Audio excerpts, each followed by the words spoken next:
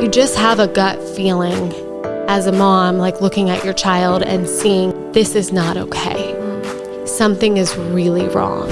Not using the EpiPen could have enormous consequences. Using the EpiPen and realizing you actually didn't need it. Right. Almost zero consequences. Yeah. Even though it feels huge. It was traumatizing. It's like a giant dark cloud in my brain. But if you zoom out a little bit, you see the pie chart.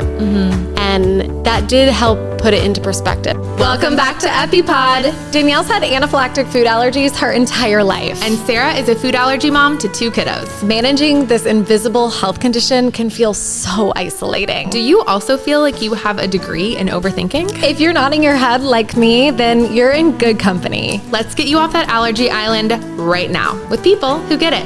Ready to dive in? Today, we are talking about the aftermath of anaphylaxis, which is a place nobody really wants to find themselves in. Yeah, and it's super fresh for you and for your family. Even just talking about it, or like we've talked about it a lot of times before, whenever I see a story like that in the media, or a friend of mine has an allergy, internet friend has gone through something and is posting from the ER, I immediately am like, whoa, like, I can't even look at it. Like it can be the cortisol. Totally. It can be really triggering, can like send a chill down your spine. Yeah. And that's me who I didn't just go through something. Like it's been a week. Yeah. Since Graham went to the ER in an ambulance. Right. 2 EpiPens, a whole 9 yards. Yes. And we don't want to obviously cause any kind of like anxiety for anybody out there listening or watching. So number one, if this is a triggering topic for you and you're not in the place for it, like we have plenty of other episodes, or just hang on till next week if you're caught up. But also please know that while I'm going to briefly go over kind of some of what happened, this whole episode is not going to be like a rehash of the scary, gritty details. It's more going to be how we can kind of move through, I should say, all of the deep and scary feelings. And caveat, like, it's only been a week. Totally. So when I say move through these feelings, I am still very much figuring it out. However, I'm going to do my best to share kind of what has been happening or working or helping me, especially with the support of a lot of people on my Instagram who have gone through this too. That's what I was just going to say. Prior to this, you had never had to epi Graham. There have been times where allergists are like, oh, that's probably, that was 2 systems you probably should have. Right. But you've never had to call 911. You've never taken the ride in the ambulance. You've never had to, oh my gosh, the first one, he still doesn't feel good. We have to administer the second one. Like, that is really unknown territory, even for a food allergy mom extraordinaire who has like become a medical professional in this one little niche. Like there is still uncharted territory for someone like you. And the aftermath is a whole other beast. And I know that whenever I would reach out, I couldn't even see straight. Like, I don't even know how I can receive support. So receiving things from other food allergy parents and families who have walked the path that you just unfortunately had to walk was really helpful. Yeah. And so first of all, thank you for being willing to go back through it. Yeah, thanks. It is. I would say the aftermath in some ways is worse than the actual situation. Not because the situation was good in any way, shape, or form, but it's the reliving it for me over and over and over again. The constant like replay in my head. In all the senses, right? You think of a movie and you're like kind of watching and hearing it, but like to live it and then kind of relive it in your head again and again and again, or like to walk past a trigger. Like, so for me, it all kind of transpired in the foyer, like right when you walk into my front door, because we wanted to have them close to where an ambulance could come. And so even truly just walking up my stairs every day, like it's gotten maybe a little bit better day by day, but it's hard to walk past the spot because all I see in my head is him lying there. It is, see, I'm like struggling a little bit, and I really don't want to like fully let myself go there. Just like emotionally, it's a lot. But I'll give like the quick, maybe Reader's Digest of what happened. Right. And to reiterate, like if you are listening to this and you're like, maybe I should turn it off. Yeah. For sure. Turn it off if you need to, or skip ahead. Maybe we'll put the timestamp or something so you'll know where to skip ahead. But also know that she is sitting across the table from somebody who is extremely anaphylaxis, medical emergency trigger sensitive. So again, our goal with this is to provide just enough context where the helpful things in the aftermath, it will make sense. But we don't want to trigger anybody. For sure. Yeah. So obviously most people who listen know that Graham's in treatment. So this wasn't an accidental exposure. He wasn't at school. Nobody handed him something on the playground. No. Yeah. He was eating his regular dose. So to take it back a little further, my friend was in town, my best friend Rachel from Dallas. She was driving through to a conference and decided to stay with us for the night. And we were going to dinner, and we both were like, love to eat early and get back early and all of that. And it worked in our favor this time. So we went out early, like 5 p.m. I was going to say, are you eating dinner at 4 p.m.? Pretty much. Oh my gosh. I mean, like, I think we left the house around that time. And we get there at 5 and have like a lovely dinner. It was so fun. And I was like kind of itching to go out even more out. Like, let's go get another drink. And she was like, yeah, or like we could just go home and have wine on the couch and like relax and catch up and chit chat and get in our comfies. And I was like, you know what, that sounds good. Say less. Yes, Comfies, say less. Exactly. And so I was like, okay, yeah, let's do that. That sounds good. I think she had a big day the next day too. And anyway, so we got home, and meanwhile at home, Mark had fed the kids dinner, solo parent, dad style, and ordered Domino's, which for us is a new thing, right? We passed dairy freedom not long ago through treatment, and he likes pizza. It's easy. He likes pizza. It's like a huge thing that he just even likes something. Totally. New taste, new texture. Yes. Yeah. And just like the convenience of like, oh my gosh, our family can finally pick up the phone and order a pizza. Are you kidding me? Yeah. And so, he had like a pizza dinner and movie night for them. And then during that time, or maybe like an hour later, he did his peanut dose.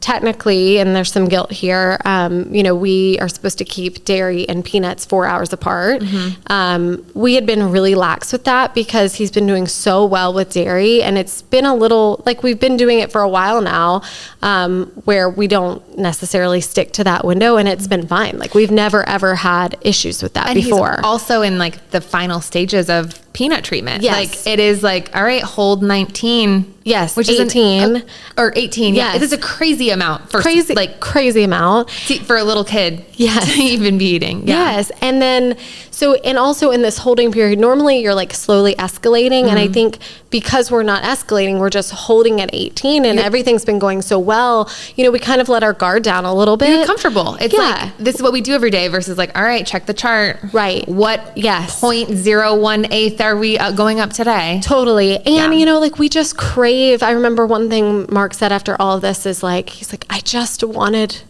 to do the normal thing. Like I just wanted to order pizza and then do our dose and go to bed. And that's kind of what he did. Right. And, so we got home, Rachel and I, and it was probably, I don't know, maybe not even a half hour later. He wasn't asleep yet, but he had just gone up to finally go to bed, and it was maybe, I don't know, 10 minutes after he went up to bed. He had his dose and the hour had passed? Yes. Wow. Yeah. The like safety hour, and now you can like take bath time and like relax essentially. Yes. And so it had been about an hour since his dose, and it had been probably 30 minutes, maybe 10, 15 minutes actually, since he went to like lay down for bed.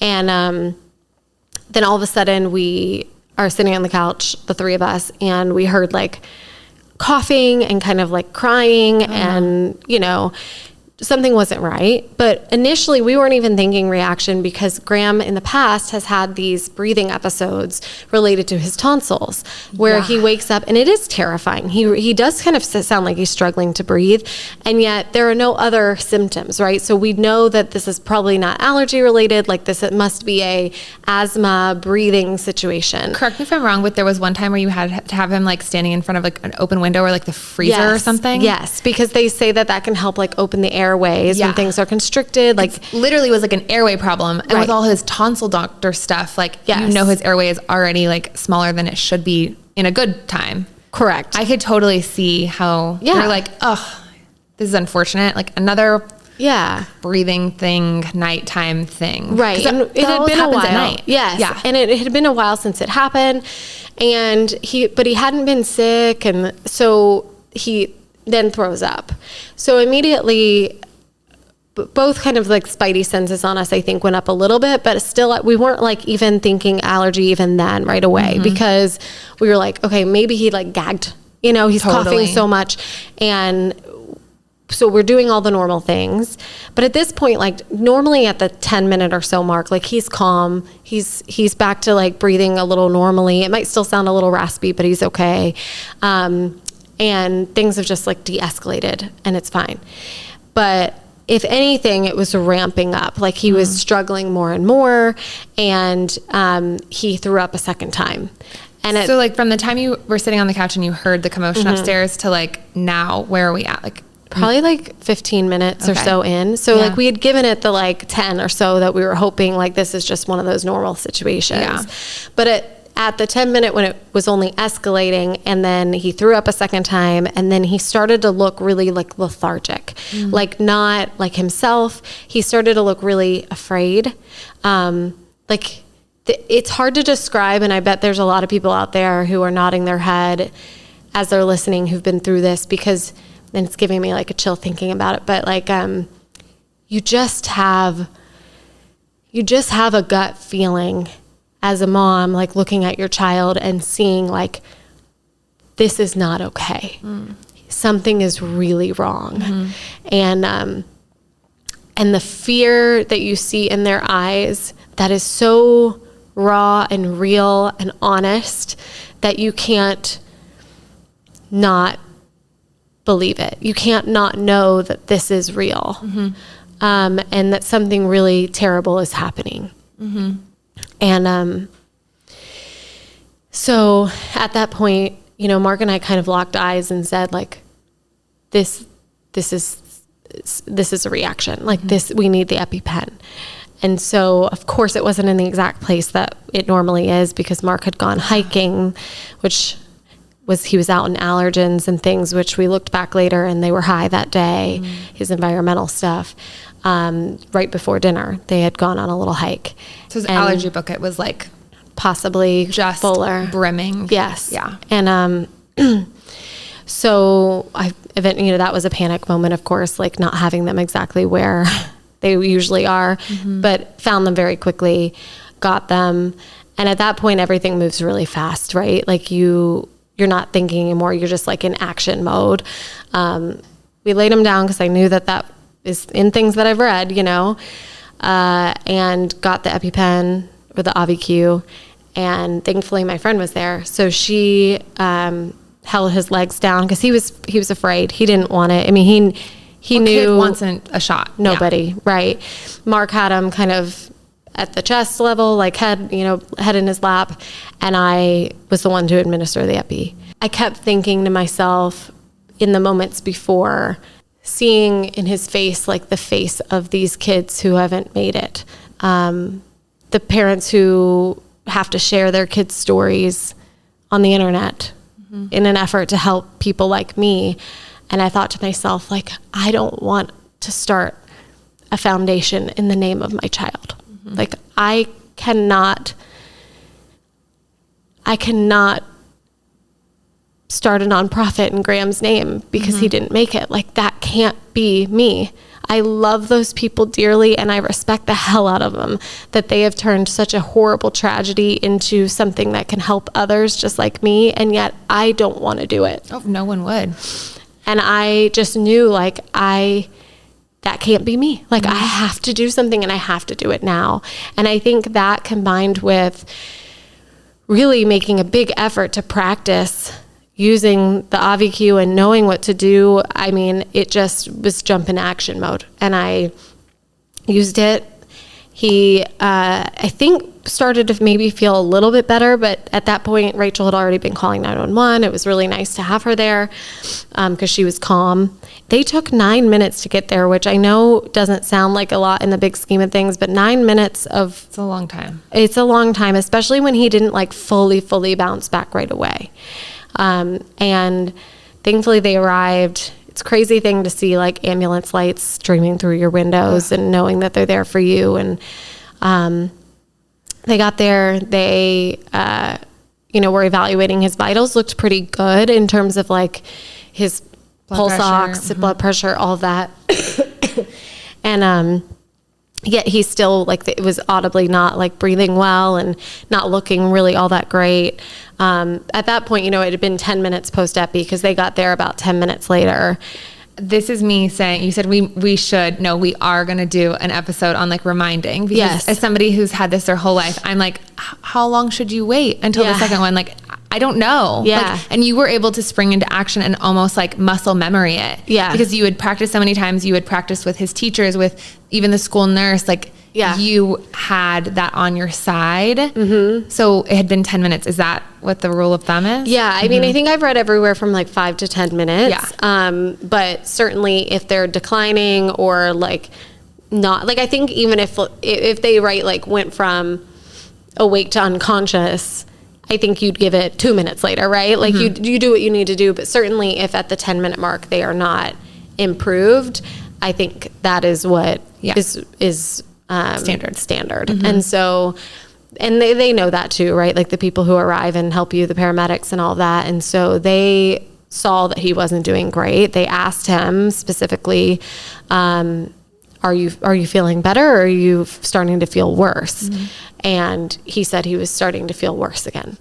And so they decided to give him another epi. This time they drew it up like in a syringe, that they had, and they administered it in his arm, actually. Interesting. Which I think is fine, maybe in that way. Like I think the injectors need to go in your leg, but I actually should probably Google that or like ask a doctor. But that's what they did. That's what they did. And what's crazy is like, well, the first one, I felt like maybe it helped him a little bit for a little while. But nothing drastic. The second one was very drastic. It was like within a minute, he was feeling better. Like a minute or two max, his breathing got better. He looked less kind of paled and scared. Mm-hmm. He, within 5 to 10 minutes, was like himself. I mean, almost. Not quite himself, but like very bounced back. And then when we were in the ambulance, Mark left to get in the car. Thankfully, again, Rachel was there and could stay with Ethan. Ethan slept through it all, thank goodness. Yeah. And I rode with him in the ambulance to the hospital. And at that point, he was like, can you read? He wanted to bring his stuffy. He wanted to bring his book. So we put all that in the ambulance. He wanted me to read it to him while we were driving there. And by the time Mark pulled up and like met us as we're walking in on the stretcher, he looked at me and he's like, oh my God, he looks great. Like he looks so different from when I just left you. And it was like no more than 10 minutes drive to the hospital. Wow. So really like 20 minutes after the second epi, Mark was like, he looks better. Like he looks like nothing happened. Yeah. And it was true. This is such a good reminder for people who have never had an EpiPen, like myself, where you're like, the narrative that's always in my head is like, is it going to work? Like the horror stories that you hear in the news cycle, like, and the EpiPen wasn't enough. And the truth is, from conversations I've had with my allergist and with my therapist and we've had on this podcast with Levi, who was the Olympian gymnast who went into anaphylaxis at the Olympic Village, talking about how like most of them work. Like the sensationalized stories that you hear in headlines are the far minority outliers. Yeah. Or they're the ones that it was a long time between symptoms and epi administered. It was an epi that was a year or more old. It was one epi and not 2 epis. Yeah. Which is why, again, you have to have 2, right? Yeah. Like the first one wasn't enough for Graham. He needed 2. Yeah. I think that, and also like I used to always be like, oh my gosh, it's an injection. And like Auvi-Q is so much less intimidating because it talks to you. It's little and cute. Yeah. Although I didn't wait for it to talk to me. I didn't even hear it talk. I love that it does that, but I didn't know it was just like boom, boom, boom. Right. Yeah. But the like Teza or whatever it's called, the like traditional EpiPen that's like enormous and scary. Looks a little bit phallic. Yeah. Every time I've ever had that one in my purse and I'm like at a music festival or something, people are like, they think it's something else. Right. Anyways, that one like is the one that I carried for years. Yeah. And I remember just being like, you will only use this if it's like really, really bad because it seems so scary and you can see the liquid and the window of it is so like, it's all just really freaky looking. Yeah. And something, at least just for me, Auvi-Q is like a lot more approachable and user friendly in all ways, but something that like rings in my head over and over and over again is what Dr. Silvers, my allergist, always says. And he's always like, not using the EpiPen could have enormous consequences. Using the EpiPen and realizing you actually didn't need it. Right. Almost 0 consequences. Yeah. So that's just always something like, ooh, should I? Like, is it a big enough deal? Yeah. I never have those thoughts anymore. I still, knock wood, like have not had to use it, but that's something that always plays in the back of my head. Yeah. And what's really great and what I think is important to share is that Graham, out of the blue, 0 prompting, told me, Mommy, the EpiPen didn't really hurt me at all. And it made me feel so much better, was what he said. And I was like, okay, that's a firsthand account from a 6-year-old boy. He is no longer afraid of it. And I think he, again, it's a poke. That's what we call it, not, like a shot. In our house, we call it a poke. And it's like, he knew it was a poke. He didn't want a poke, but then he said it didn't even hurt and it made me feel better. And if there's ever a testament to, the epi, it's like, not only did it not hurt, but it made him feel better and he is not afraid of it anymore. That's amazing. And so I think that is something to remember as a parent too, in giving it to your kid. Like, there's no consequence really in giving it to them, even if it's not fully needed. And at the end of the day, your kid probably is not going to be as worried about it. It's not like this traumatizing thing. There are very few silver linings of this whole thing. Yeah. Very few. Other than like, maybe this helps somebody. I know it's already helped me. Yeah. Just being like, okay, 10 minutes. Okay. Like we're going through what happens if the worst happens. Yeah. But like the fact that Graham now is not afraid of something that prior to he was, and that it didn't even hurt him. Yeah. Like it must feel like such a relief as a mom. It did. Yeah, like, it does. Of course you have to use this, but like if that had been a terrible experience, it would have been really hard for the future. Yeah. And maybe we can share this on that episode that we talked about needing to have more like exactly what the steps are with using the EpiPen and how it feels and all of that. But it didn't even leave a mark. Like it was really easy. The best case scenario of what it did its job. Yes. The best user experience. Yeah. So, okay. That's kind of a wrap. And there is I actually think, speaking of new episodes, we need to be writing these down. Yeah. But we need to talk more, and we've talked about it some on this podcast in different capacities, but there was an experience that I had in the ER that was less than ideal in terms of the doctor and the conversation that we had, and basically him not fully, I don't want to say believing me, because at the end of the day, he did say like, you did the right thing. But like, I felt very judged in that moment, in a very vulnerable moment. And from what I've gathered, again, from my small sample size, but pretty significant sample size. Yeah, on my Instagram, is that so many people have had the same situation. When you say, if he did acknowledge, like, you did the right thing, but what are you talking about? What did he say that? So he basically was like, he said a few things that were very incorrect. Things like, well, he didn't have hives, So I don't know that it could have been anaphylaxis. And you're like, you know who also didn't have hives? Let me tell you, the children who are a part of this foundation, because they didn't present with hives. Right. I mean, so many stories from when I shared that on my Instagram page of people being like, oh, mine never have hives. Like they've been in anaphylaxis 3 times and not once have they had hives. Like, wow. So, I mean, and I look, you can Google search it. And they say up to 20% of people have anaphylaxis with no skin reaction whatsoever. Wow. So, I mean, it's not nothing. It's a fifth of the population, like, that don't have hives. So things like that just kind of talk down to you, like make you feel like you don't know what you're talking about as an allergy mom. Even more than that, it's like, hello, like you're the doctor. I'm the mom with a marketing job in corporate America. Right. Like you're supposed to know this. Right. And they don't. I mean, a lot of these people are not fully trained in allergy. And it's not even like your child has like an extremely rare, right. Like only 0.2% of the population in the world have this. Right. Fine. The ER doctor isn't educated. The millions of Americans who have an anaphylactic food allergy. Right. I feel like you should know, my guy. Like, hello? Yeah. Yes. And I do, it is an evolving field. I get that. Like there are more people today than there were probably when he was in med school. But yes, I mean, it's not really an excuse. And there were a lot of, again, just like plain false things that he said. And again, you're somebody who's not a doctor. So you're like, well, I guess I need to listen to the doctor, but then you also know better. And it's just this very weird situation. Traumatized. Totally. Like you're still, I just witnessed my son not being able to breathe. Yeah. Like what? And injected him with medication. Yeah. Like I'm not going to argue with Joe Schmo ER man right now. Okay. Executive decision. We have warned the trigger warning people, my people. Yes. So if you have sped forward and you're just rejoining us because you are not in a place where you wanted to hear like the rehash of what happened, welcome back. Yeah.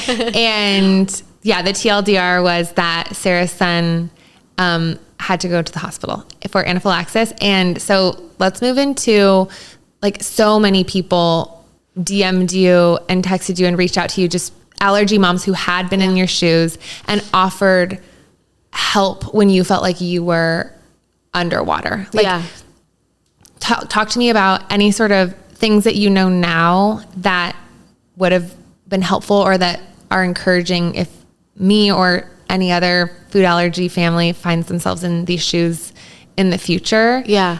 Because I know that there's like still messages coming in of people offering solidarity and also just like tactics to like keep your head above water as best you can. Yeah. I think, and I'll share too, like what's kind of been working for me. I think always time, right? Mm-hmm. So like in some ways there's really nothing you can do, but just like give yourself some grace and some time, which is hard for someone like me. I'm just like not the type of person that allows myself time and grace to get over things. I'm like, I should be strong. I should push through, totally. And I'm just, I have too many things on my plate to do anything but be strong and push through. Yes. But I took time off of work. Like so many people were like, take time for yourself. Like he's fine now, which is true. It's so hard because you watch them struggle so much. And then all of a sudden they're just fine. Like they just like go back to school. Yeah. Like it's like nothing happened. Back at his Ninja Warrior after school club. Like, yes. And so, but then meanwhile you're not fine. Right. And so something that a lot of people say is like, truly make it a priority to take care of yourself, to let yourself rest, take a day off of work. Like don't try to jump back in the way they've jumped back in. Mm-hmm. This is harder on the parent, honestly, than the kid most times. Mm-hmm. So I did try to do that. Like I took a day off of work. I kind of sat with my feelings for some time. I tried to stay off. Like I didn't immediately, I think it was like 2 or 3 days later that I posted on social media because I didn't want to talk about it so much right at first, other than just processing with my husband. Mm-hmm. Other people, I love to write. So like I process by like writing out, journaling my feelings. Same. And so I did have, some people mention that to me. And it did help me a lot. Therapy, we've talked at length about therapy in the past. But that was a few days later and very helpful. And one of the tips she told me was, which sounds kind of obvious, but also it's hard to make your brain do it. But to really allow yourself to go through all of the emotions. Like I started to feel really angry about things. And I think I was trying to like shut that down. And she was like, don't, like feel really, really angry. And at the same time though, like once you've felt it, you can kind of let it free a little bit, so like feel it and then remind yourself like, he is safe. I am safe. Like the immediate moment is like, you're allowed to feel it, but know that like you are not in crisis now, and so for me, that was helpful to literally say out loud, like, it's okay. You're feeling afraid. You're feeling mad, whatever it is. Like, but right now you are safe. Your child is safe. And like, just breathe for a moment. And that has been really helpful to literally say it out loud. So your brain registers it as a real thing. Yeah. So those are just like some therapy tricks. I will say that when I put it online, just the overwhelming amount of support in general, like the hundreds and hundreds of people who were like, I've been there. I know how you're feeling. This is awful. Like the commiseration, the understanding, which I know like not everybody would have that, but just to even know like from listening to this now that like you truly are not by yourself in this. It is a sad reality that so many people have sat in these same positions, have epied their children, and it is the most awful thing, but they've come out the other side. And so that alone, like kind of knowing that like this is not an anomaly, this is a thing that happens and it sucks, but it does happen. It's back to that, like you feel like you're on an island. Like you go back to Graham's back at school, you're in pickup line, and all the other families are talking about soccer practice and the bake sale, and like everybody is doing this one reality, and you feel like you're alone in this thing. And it's even more heightened because this even thing on top of this thing that was terrible and terrifying happened 24 hours ago, 48 hours ago, whatever it was. Right. But the truth is like, we're all on an island, but like, there's a lot of us on our island. Yes. Like it's the Bahamas. There's lots of islands in the Bahamas. Yes. No, it's so true. And then something that I thought was really, really helpful, and I shared this too on my page, was one of the other moms in the program that I've gotten to know, and her child actually babysat. She's an older gal and babysat for my boys. She's had a few reactions in the program as well. And she said something to the effect of, this sucks. These reactions are the worst thing ever. However, think of the entirety of the days that you've been in this program, which is going on 3 years now. And there have been 2 days maybe that you've had these minor reactions, these scares that are, again, not fun, not an ideal position to be in. And this one day that was probably one of the worst of your life. But there were 1,000 days where everything was fine. And yes, there are days, when it's a struggle and whatnot, but all of those days, he didn't have a reaction. You marched forward another treatment day. You checked the box. He was fine. He went to bed. He was safe. He was well. And so when you think about it like a pie chart, right? I mean, that's the entire pie except this teeny tiny little baby sliver of, good being the main part and the bad being such this tiny, tiny part. And even though it feels huge, it was traumatizing. It's like a giant dark cloud in my brain at that moment. But if you zoom out a little bit, you see the pie chart. And that did help put it into perspective. And it's not toxic positivity necessarily, because sometimes, you do want to feel like, no, this shit sucks now, and I want to feel it, and you should, and you can. But when you can take that step back, see the big picture of the reality of things, which is that on most days, he's been just fine. And I think that was a really helpful perspective as well. Just like, as you're saying this, I'm picturing my own pie chart of my treatment journey, which is quite the opposite of you all's. Yeah. And it was like, not going to the hospital, but it was like ruined my day. Yeah. Every single day. Yeah. And so talking about like zooming out and looking at the pie chart, if you're somebody who's on the fence, or, you know, whether you've had one bad day and you're like, this isn't worth it. It's like, well, zoom out and like look at the pie chart. Yeah. And then ask yourself that question when your nervous system has regulated a little bit more, versus me, who I'm like, I had arm wrestled for months. Yeah. And it was like, if I had zoomed out earlier and looked at the pie chart, it was like, baby girl, like how many struggle days? You have a very small sliver of days where like you mentally were okay. Yeah. Like this wasn't for you. So I think that that's a really helpful tool, like obviously in these situations that are really intense, but I think if you are listening and you deal with anxiety or indecision, I love that tool. Yeah. I think the hardest part for me looking forward now, beyond like the flashbacks, the replays in my head, is the idea that it feels kind of out of my control. Meaning I don't, beyond the 4-hour window thing that we got a little flexy on, even the clinic says they're not entirely convinced that had much to do with it, which does alleviate a little bit of guilt.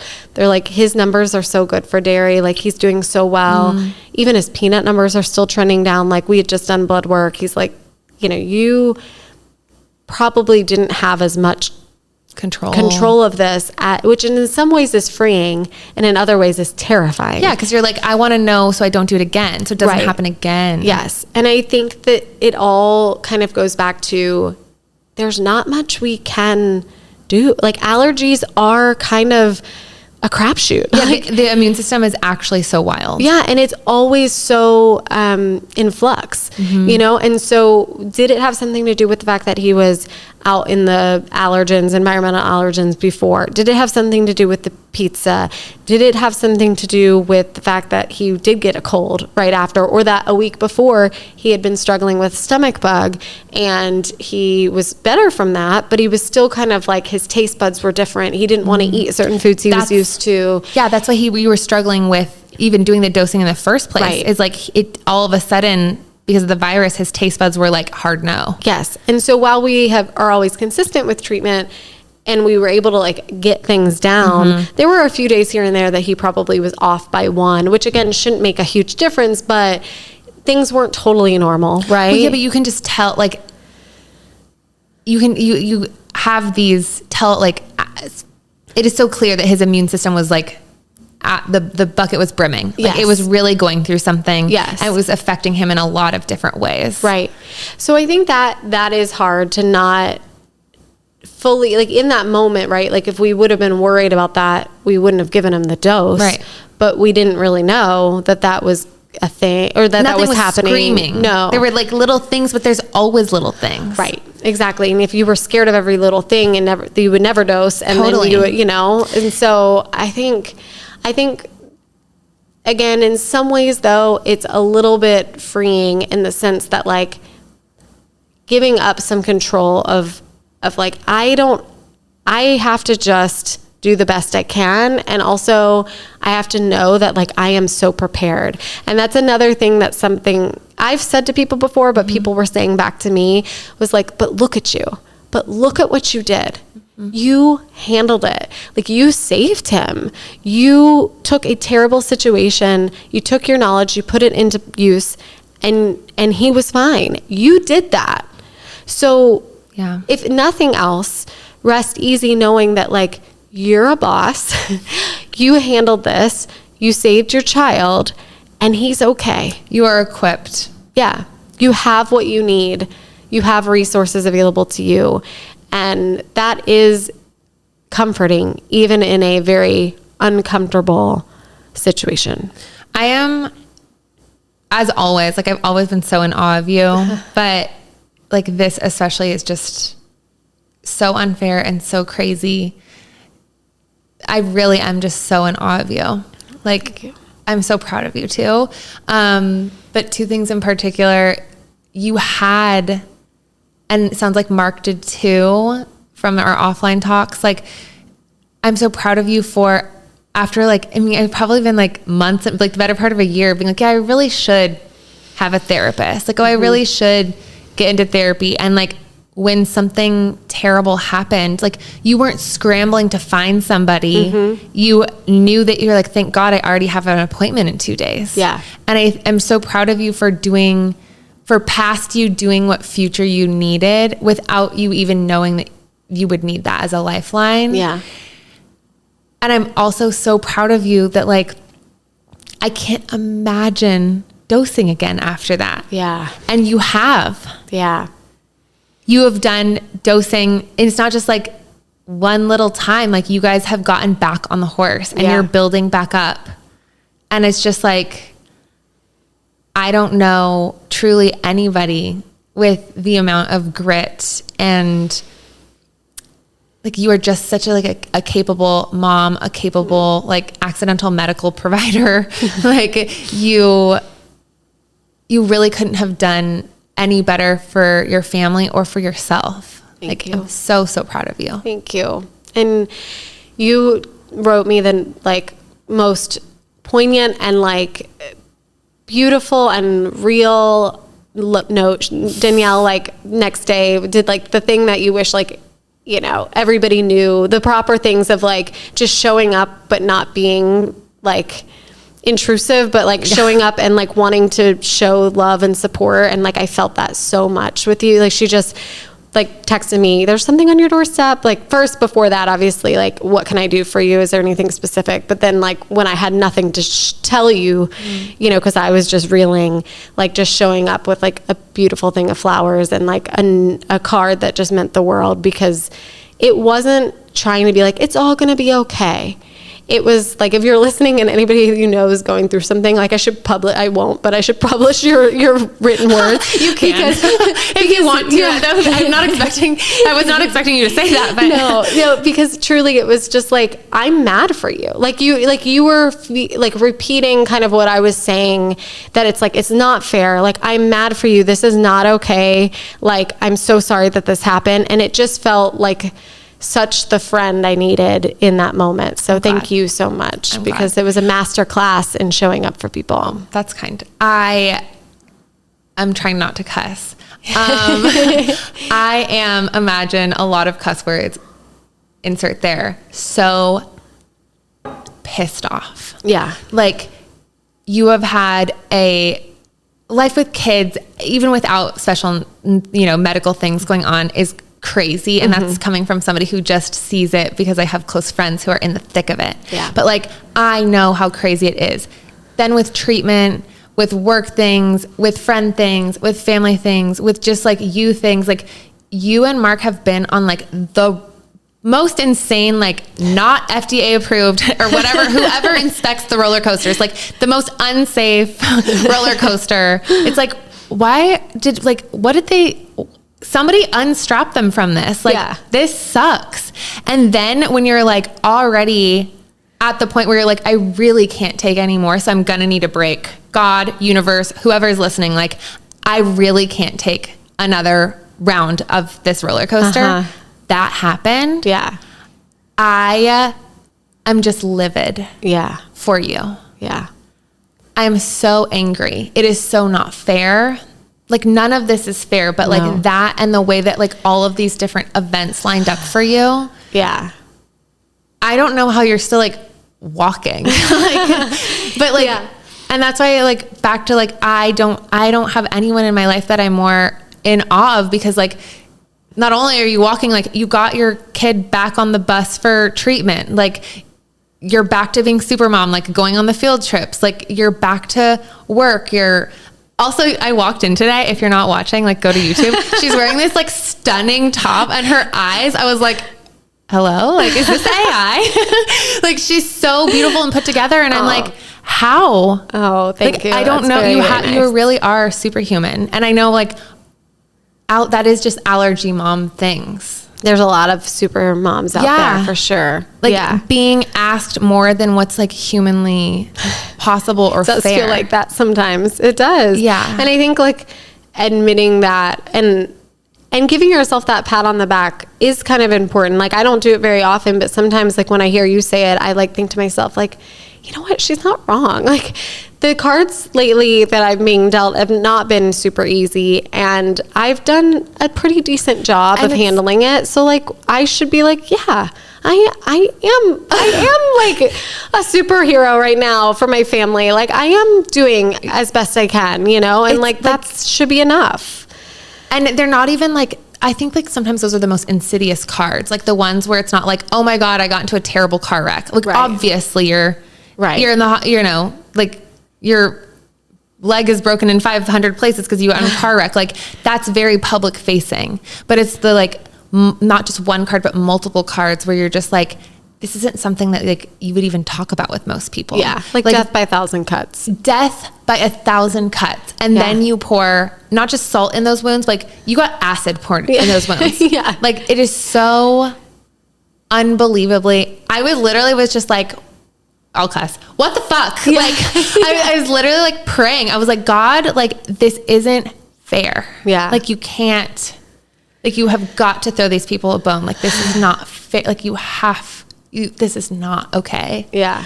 I have one little thing and then we will wrap. Go. Yeah. We'll go do something to, I don't know. Cheer us up. Yeah. I was talking to my cousin on the way and she's like, whoa, that's really heavy. What? And I was like, yeah. And then I'm going to go home and for a late lunch, I'm going to have a big bowl of soup and a big glass of wine. She was like, how European of you.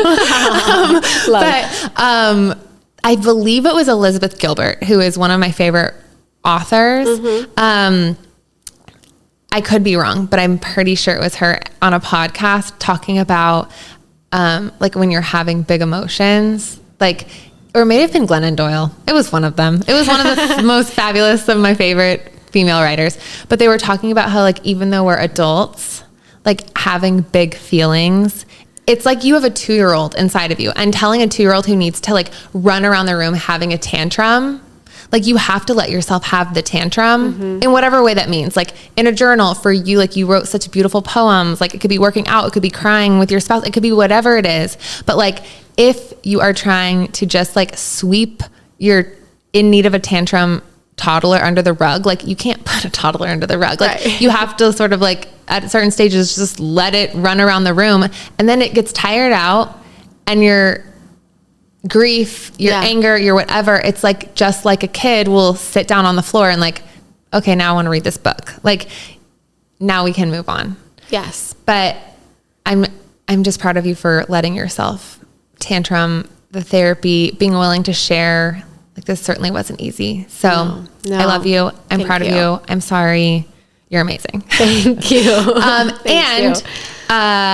We will, we'll be back next week, but no, we will, whether it's next week or sometime in the future, I have just become like so aware that I don't actually know what I'm doing quite as well with the action plan. Like, it's saved as one of my screensavers on my phone. Like, I have the trainer. Like, I feel like I would know what to do I guess, but it scares me to use the trainer. It scares me to think about it. Like I'm such a trigger warning person. Yeah. So if you're a Danielle in this boat where you're like, like I don't want to deal with that because it makes me feel some type of way, like girlies, and if you're a boy, like we're all going to get over like being triggered by something is like, that's fair, but being unprepared is not an option. It's not going to serve you. I feel unprepared. So let's do it. Yeah. We're going to do that in the future for you guys. And then on this episode, I was thinking to myself too, like, again, I am newly going through this. So like if anybody does have